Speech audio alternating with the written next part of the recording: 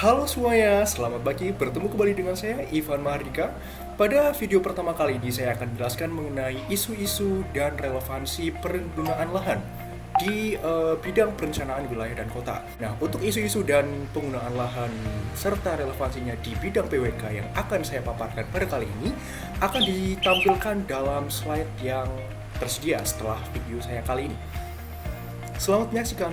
Isu apa sih yang kira-kira yang sedang terjadi? Isu yang akan dibahas pada video pertama ini mengenai perubahan penggunaan lahan di pesisir Selat Madura. Kira-kira apa saja yang terjadi di perubahan pesisir Selat Madura?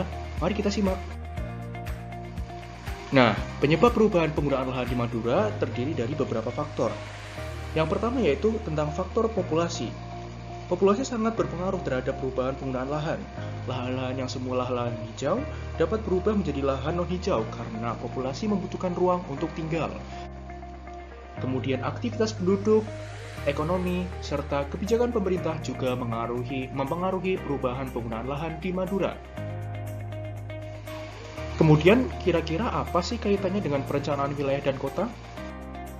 Nah, perencanaan wilayah dan kota memerhatikan urban space dan coastal space pada penggunaan lahan, sehingga agar perubahan penggunaan lahan tidak membawa pengaruh yang buruk terhadap keberlangsungan urban space dan coastal space di pesisir Selat Madura, maka diharapkan perencanaan wilayah dan kota dapat memerhatikan beberapa aspek, seperti aspek kebijakan pemerintah. Aspek yang kedua mengenai ketelitian para perencana wilayah dan kota untuk merencanakan penggunaan lahan di setiap wilayah.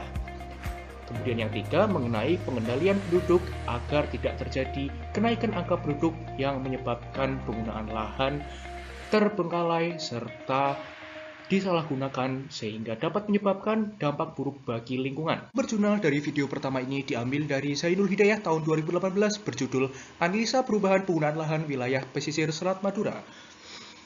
Sampai jumpa teman-teman, terima kasih telah menonton video ini.